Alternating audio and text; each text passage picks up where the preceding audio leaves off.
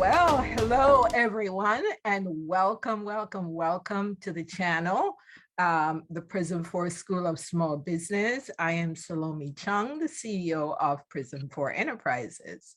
On this channel, we talk about all things small business. We speak about the issues that small business experience, and we explore solutions to give small businesses different strategies and tips that can help them overcome these issues. If it is your first time here, welcome. Please subscribe to the channel, the Prism 4 School of Small Business. Please leave us your comments. We want to hear them so that we can do better. Your suggestions are also welcome. If you would like to connect with me further, I will put my social media links in the chat, in the comments, in the video, in the comments section of the video. So today is a continuation of my author series. I am speaking to authors in the month of September who have authored or co-authored business or business-related books. And today we're talking about sales. And you might say, oh no, another video on how to sell. Well, stick around. I'm confident you're going to learn some new things today about the art of selling. If you're in business, you're selling something, whether you're selling your knowledge, you're selling your skills, you're selling a product, you're selling something. The key is who's buying what you're selling.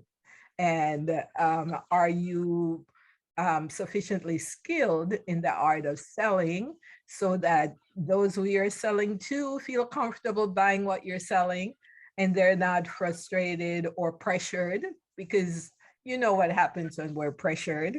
We do the impulse buying thing, and then we either return it or we don't buy it again. So we want who we're selling to be so convinced that what we're selling is what they want so that they are forever loyal to you. So without further ado, I would like to introduce my guest, John Sansone, and I'm going to bring John into the picture. Welcome, John.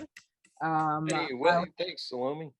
Yeah, I want to get, I don't know why I'm not getting a full screen. It says double click to get a full screen, but it's not giving me a full screen. So we'll just go with the program. We'll just go. All good, all good. Yeah, it's all good. So John is an author and speaker. He's a consultant who has worked with Fortune 500 companies. His main area of focus is new client development. And John is here having a conversation with me today about his book, The Sales Warrior, that teaches all of us the skills to get clients to buy what we're selling. John's particular focus is on soft skill selling. So John, welcome to the channel. Welcome to the broadcast. Please tell our listeners or subscribers or audience, what are soft selling skills? Oh yeah, absolutely, Salome. Thank you so much for having me on. I just wanted to pinpoint and give folks a little bit of background on me. So I've been professionally selling for 32 years. And when I started selling, I was not only broke, I was in debt. And I was able to get myself out of debt and be very successful in sales for over 30 years. And it's all been because I've been able to develop what I call soft selling skills. And when you think of soft selling skills, really it's people skills that make you money. You know, can you remember somebody's name? Can you remember somebody's nickname? Can you remember things that are important to this person that have nothing at all to do with what you're selling? You know, It's so, so important to, Exactly. So, isn't that intriguing, John? Because sometimes people will just buy something from you because they like you. They're not concerned about the cost or whether or not they need it. They're just buying it because they like you. And that like comes from what you just said. Um, you've gotten to know them as a person. You've really delved into who they are, what they're about, what they do, how can you serve them. And so they become either a loyal friend or a loyal customer. And as we know, people buy from the people they like, know, and trust. So, so yeah, you're exactly right. That's soft selling plays directly into how we network with people, i.e., people skills. yes. And you want to get scientific about your people skills. So it's not just, knowing somebody's background. It's also like being key to things that are detail oriented that will further the relationship. An example would be knowing that it's the month of their birthday, as an example. If you even know the detail in terms of it's their wedding anniversary, um, the school they went to, the university that they went to, if their university's in the playoffs or not, in football playoffs or basketball playoffs, you should know that. And when you take that kind of an interest in the things that interest your customer and or your prospect, then they will want to do business with you, and that's how you build strong business rapport. Like we know what like normal rapport between people and friends. This is different. Business rapport is they're going to spend money with you. Exactly, exactly. And I will go a little further, John, as someone who has also has a real estate background. You're Yeah, taught you better know everything about your client and not just their favorite football team when they got married, their wife's name, their wife's birthday. You also want to know, do they have kids? What are the kids' names? When are the kids' birthdays? When do the kids go to college? Because they might want to rent an apartment. When are the kids getting married? Things of that nature. And those connections are not just about selling someone. Selling is in the back of your mind.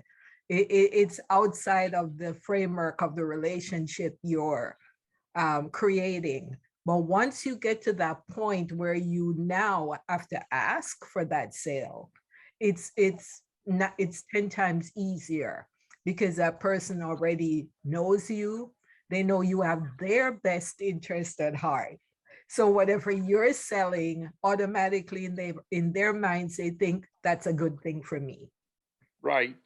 And these days, the ability to get this information is better than it's ever been. Mm-hmm. So you have the customer relationship management software, CRM system. You can keep track of things that are important to your customer that have nothing at all to do with the business that you do with them. Two, you can use the internet. You can look them up on Facebook. You can look them up on LinkedIn. Years ago, Salome, what I used to do before the internet existed, I know kids, that's going to sound scary. It's going to be like Salome and I are on dinosaurs, you know. But one day, kids, the internet was not around, and what I did was I picked up a an almanac, and the in the almanac that I picked up allowed me to call into particular parts of the country and be able to identify, like we were talking about how you boys lived around bodies of water. I could identify lakes, and also I could identify major building structures around where this particular individual lived, even though it wasn't like it was New York City. It could be somewhere in Kansas or somewhere in Missouri and somewhere in Louisiana or somewhere in Florida. And I could pinpoint, hey, you're really close to Rocky Mountain Lake, aren't you? And they would be like, "How do you know?" Because this was before the internet, and I was holding an almanac, and they would be like, "How do you know that?" But I would spend time when I was calling into a particular state, and I would find their particular city on my almanac, and I would go down and I'd find the bodies of water or the major structures around it, and I would create a conversation around that. And one of my sales managers years ago said that everybody loves where they live, and nobody lives in an insignificant area. And you would think that there are insignificant areas based upon Hollywood, because according to Hollywood, there's New York City, there's Chicago, and there's Los Angeles, and there's San Francisco, and the rest of the United States doesn't exist. Right, right. That is very true. And speaking of the almanac, that's such a great strategy. It's old school, but it's an awesome strategy. And unfortunately, in the social media age, and which is why I'm really so excited about speaking to you about selling, because Yeah, because entrepreneurs nowadays, they think everything is about doing it online. They've lost the art of connecting with people. yeah, And I um, I will say social media definitely has its value because you can reach a lot more people in that way. So the challenge is now to find a way to consistently engage your customers, and that's where CRM is so invaluable. But I absolutely. but I think the idea of now that you can't have that you know in-person touch, we still have email, we still have snail mail. I can tell you how I received a get well card in the mail the other day. I can't tell you the last time I got a card in the mail. It's all Right. electronic greeting cards. I'm like, who wants an electronic greeting card? I don't, I'd rather, not have a card because it seems so impersonal.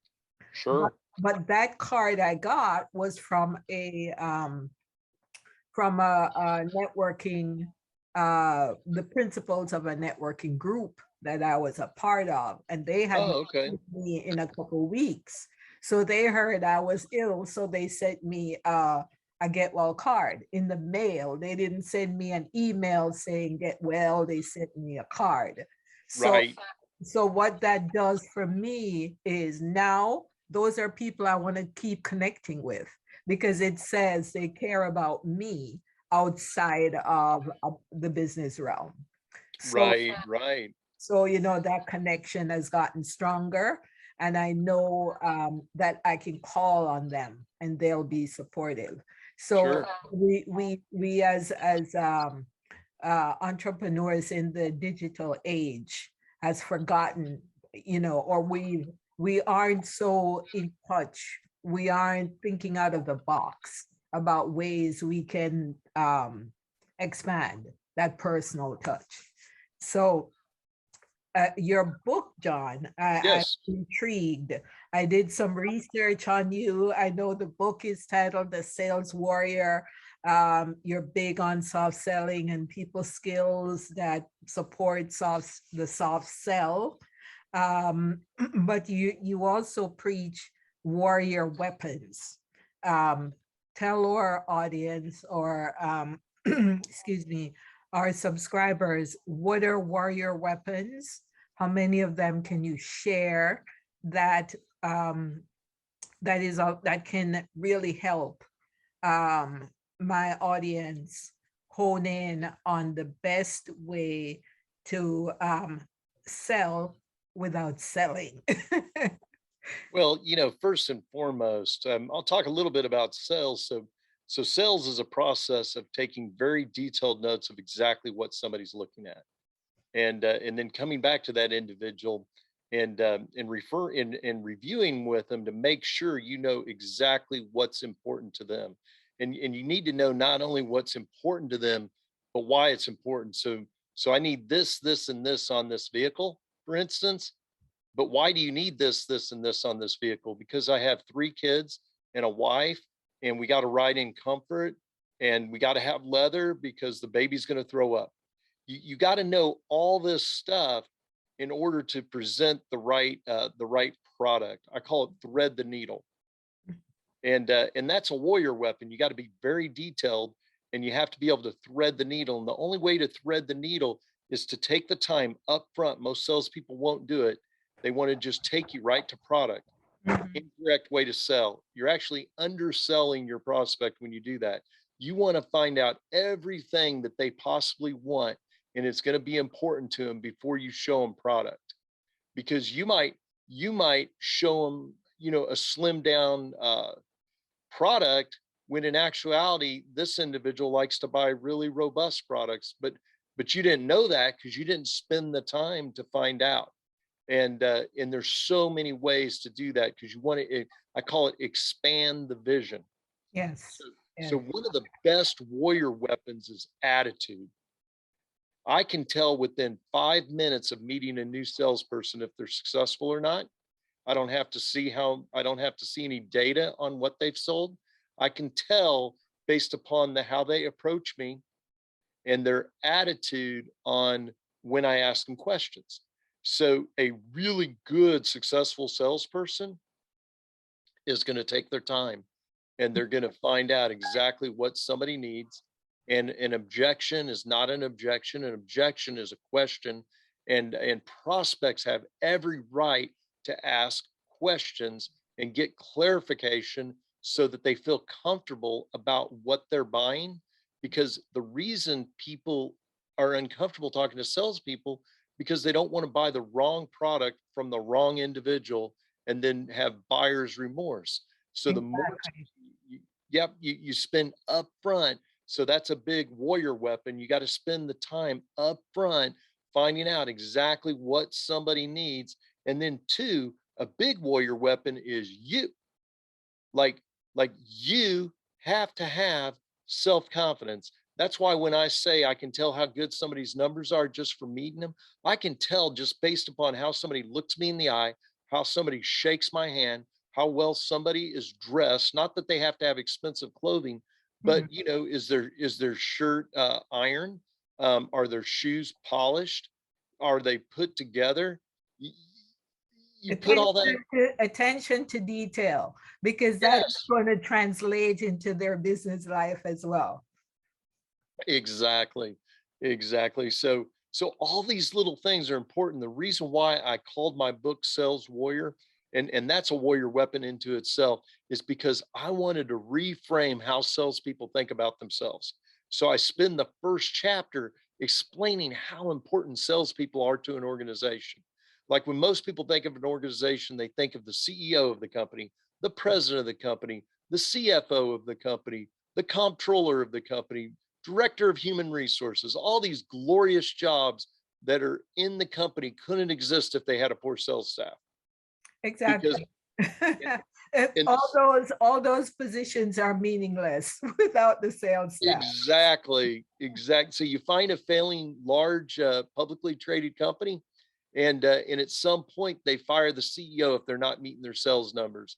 So the warriors out there are the ones that help win the war of business. And I think the more I know it seems contrary the way I describe it, because I'm like the soft skills of selling, but instead of having grenades and instead of having guns, what you have instead is your own self-esteem, your own knowledge of the products, your own caring about what somebody wants, and spending the time to get the questions answered.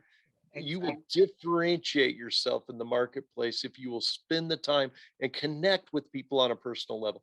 Most people won't I've bought so many things where I have to force who I am on the person trying to sell me something, because they're spending no time finding out who I am. Finding out who you are and what you want, what you need. Yes. Yeah. And more importantly, who I am, because not me in particular, but what I'm trying to describe is one of the warrior weapons is you want to talk to your audience knowing that they are a unique individual. Like you're a unique individual. You're educated in universities in St. Thomas. You have an MBA degree. You've been in real estate. You've been in insurance. Now you help businesses in entrepreneurial businesses and small businesses, like you mentioned, with strategies, tactics, and answers. You're Yeah. an author. So I spent a lot of time finding out about you so we could have a more powerful interview. Well, And that's how, and that's a warrior weapon. You mhm. got you got to be interested in the people that you're trying to sell to, and you got to be more interested in them as a person than just selling something. People will see right through a salesperson that is not Exactly. interested in helping them. And you know what, John, it's kind of like a catch 22, where salespeople are so focused on meeting goals and quotas that they lead with the hard sell, and they they feel pressured. They don't feel as if they have the time to build those relationships. And that might just be the culture of their organization, where, there's so much pressure that there's not enough training for people, for salespeople to really develop the skills they need to be effective salespeople. Yes. Yeah. So I want to talk to you, John. Yeah. Let's shift a little bit. Oh, okay. Sure. Sure. I want to. We're staying in the sales. We're still in the sales conversation, but as business owners, one of the things I teach, and what I teach businesses is how to achieve longevity. Okay. And we're talking about sales. Without revenues, you have no longevity, right? Right. But how are you positioned to make sure that you're getting those are you positioned, are your strategies positioned to lead you into the revenues that you need? But I digress. Uh, the question I wanted to ask you was, as an entrepreneur, or I think selling and soft selling, and being trained in the art of selling, how do you approach prospects, etc. It's all about relationship building. And as a entrepreneur and small business owner, I do a lot of networking. And I find nowadays that the how you network has changed. It's not about, if you're just handing out business cards and making follow-up calls, 90% of the time you're wasting your time. Now, what advice would you give an entrepreneur? I do a lot of networking on, for example, let's take LinkedIn. And I find a lot of people will come into your feed and immediately they want to sell you something. And you haven't built a relationship with them. You don't know who they are, what they are. You have no idea whether they're who they say they are. So in that realm, in terms of building relationships with people that you can sell, because even though you're building a network, the idea is to sell, is to get to the sale. So what advice would you give an entrepreneur, say, who's using social media as a way, and let's use LinkedIn as an example. Sure. How do you what's the best approach? Because I typically I will never sell or introduce a product to someone I'm just connecting with, because immediately they'll say, well, all she wants to do is sell me something. So what should be the best approach, John? Absolutely. Well, with LinkedIn, you want to create a community around interest in what you're selling, because LinkedIn is a community of professionals. Repeat that again. Okay. Create So an interest in what you're selling. yes, you want to create a community. Okay, yeah. I know this might sound strange for people to hear, but I am also an expert in cults. And the reason I am is because I just had an interest in it, and I've read, I don't know, 12, 13 books on cults. Like, I can speak in depth about it. But people wonder, like, why do people do the strangest things that most of us read about and are blown away, and it happens in cults. And why does it happen? Cults create community. Mhm. And the human being. And that's what that's what the human is attracted to, is the Yes. community. Whether it's good or bad for you, they're attracted to the community. Yes, and a lot of people think people want to meet that one person to fall in love. People don't want They do want to meet that one person to fall in love, but people will do more for a group of people they fall in love with that they'll ever do for one person they fall in love with.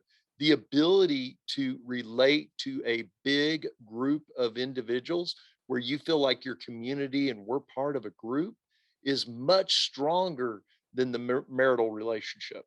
In fact, large communities have ruined marital relationships in the past because that's so strong. But the reason I say that is, like, how do you get people to interact with you on LinkedIn? You got to bring them into your community. And it has to be a value added community. I am creating a community right now. It's not as large as I would like it, but last year there was only 45 people and nobody was following me. Now I have 900 people and all 900 people are following me. Why are they following me? Because I create a value add every single day. They wake up, they can look on LinkedIn, and I give them something for free to help them with their job. And that's what you need to do on LinkedIn. You need to bring them into your community. You need to continue give a value add to them, and at some point they're going to buy. And the reason they're going to buy is because they want to take it a step further. Yeah. Think of it as dating. It's online dating where you don't actually ever get to talk to the person. And So so so you're creating a dating pool, and 900 people are in your dating pool, and they're speed dating you on a daily basis, and they're trying to determine, would they be good for me? What can they offer me? And that's like, oh, you know what? I think I would like to go dancing with them. And that might be going online and buying your product. yeah. And that brings up a really good point that is a warrior weapon, is use of analogies. So important in business to be able to take something complex and make it very simple to drive it home. And use of analogies is probably one of the best warrior weapons that I can give folks. Awesome. Um, Awesome. It's I so agree with you about giving uh something, creating, sharing information, and all of this is free information that your community benefits from because they'll be loyal to you. And that is so true. I started a newsletter on LinkedIn, and it's amazing. It's free. I do it yeah, every month, and I write an article on something that gives information. And the idea is to bring people into the community, because it's one of the best things I think LinkedIn does, is when you post an article, it shares it with the entire LinkedIn community.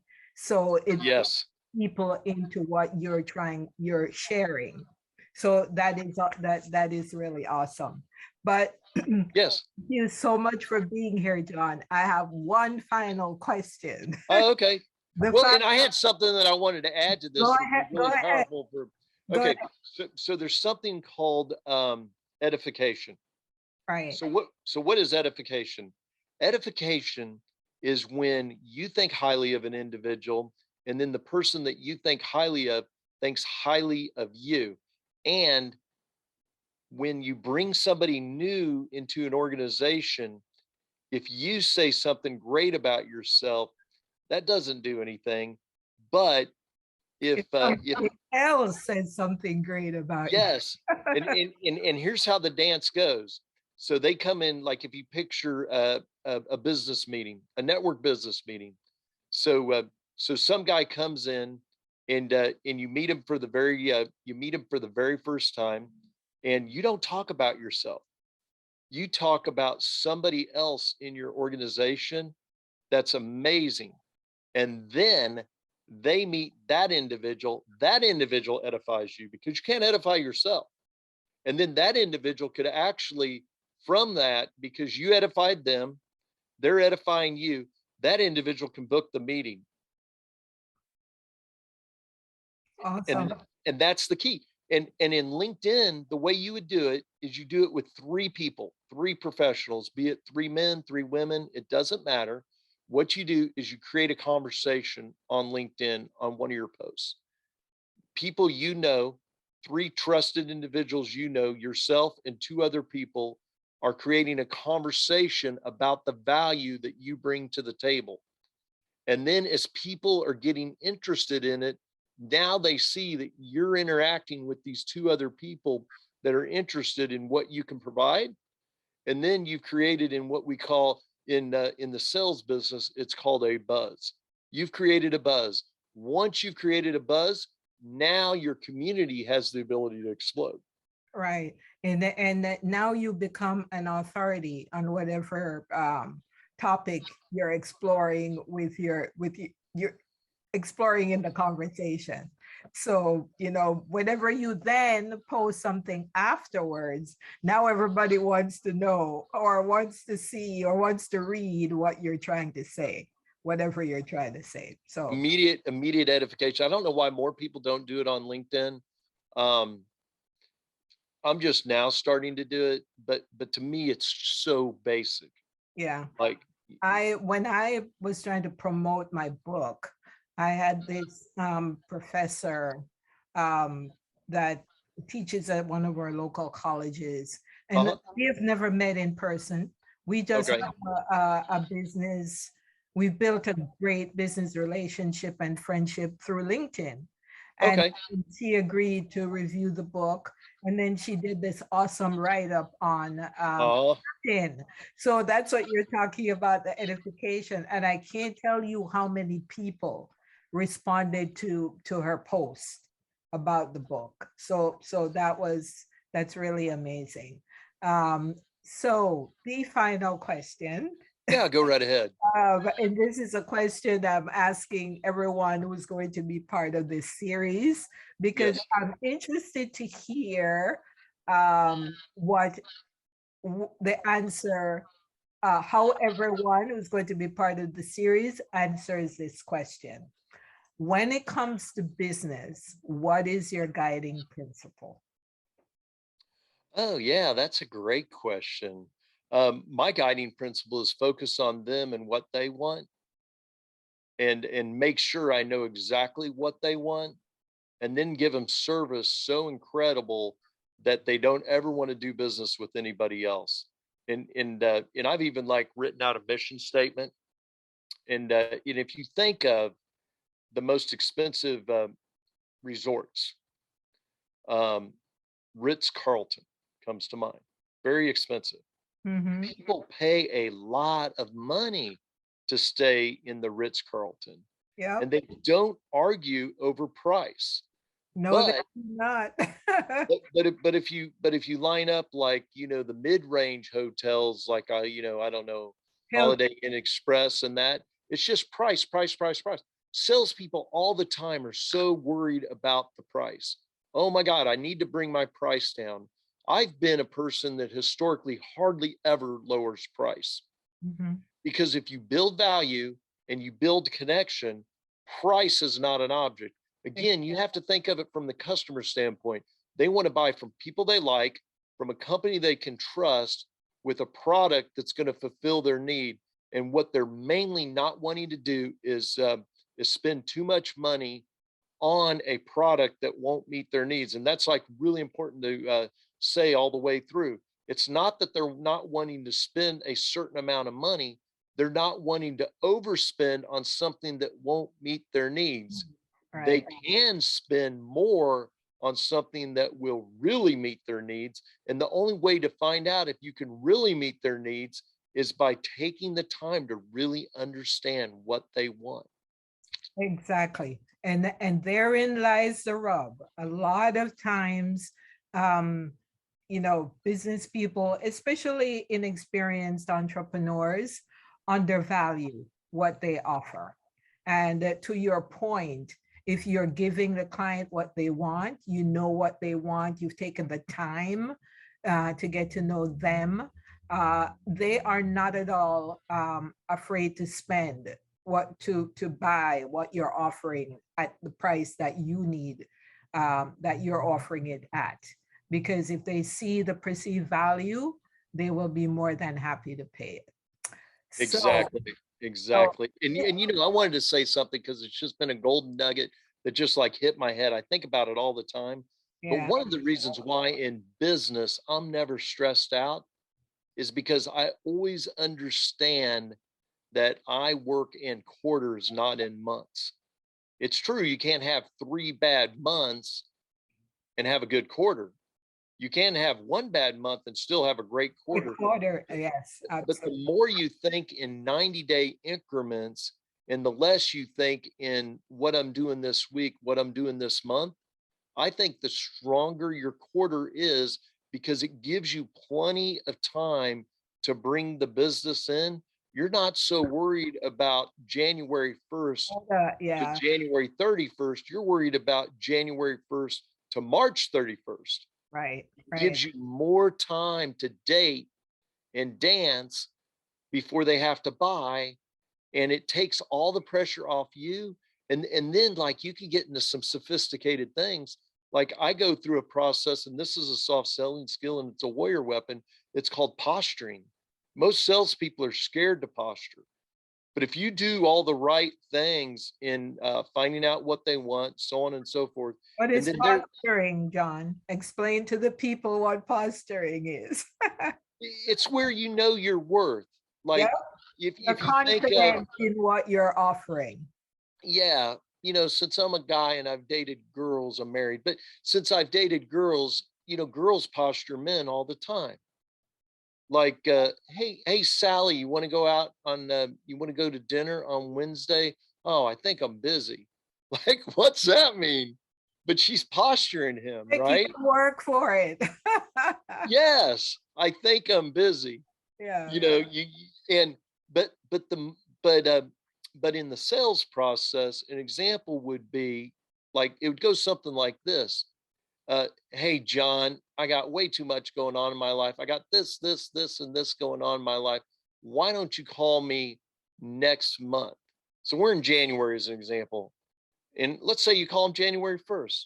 So Bob, you're saying you want me to call you like the first week in February?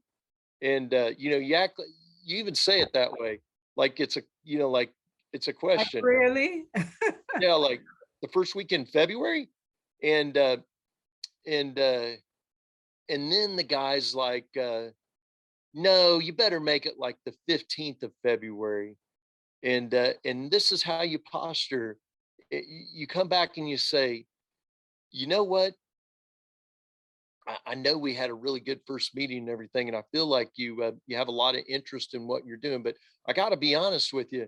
I mean, this is going to be more important for you to do based upon all the reasons that we talked about than for me to do it with you. So I'm wondering, like, I want you to feel like you have all the leeway here and all the control here in the world. Why don't I just call you like April 1st? Oh no, call me February No. 15th. Yeah, That's posturing. You're yeah. pushing it away. People want what they can't have. And Exactly. and as a salesperson, if you act needy, you've lost the game. Yeah.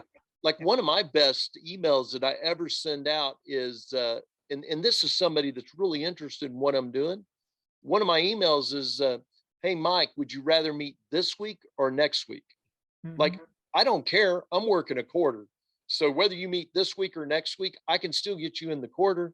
Um, but it gives him leeway. And Mhm. then I find out how interested he is. Yeah. And then I can play the game to the level of interest that they have. And it's a way to take their temperature. And it gets lost on a lot of salespeople. Um, but when you get into that psychological game, what you can't ever do is act like you just have this open calendar. Can't be desperate. You can't be needy and desperate. You've You lost can't. No.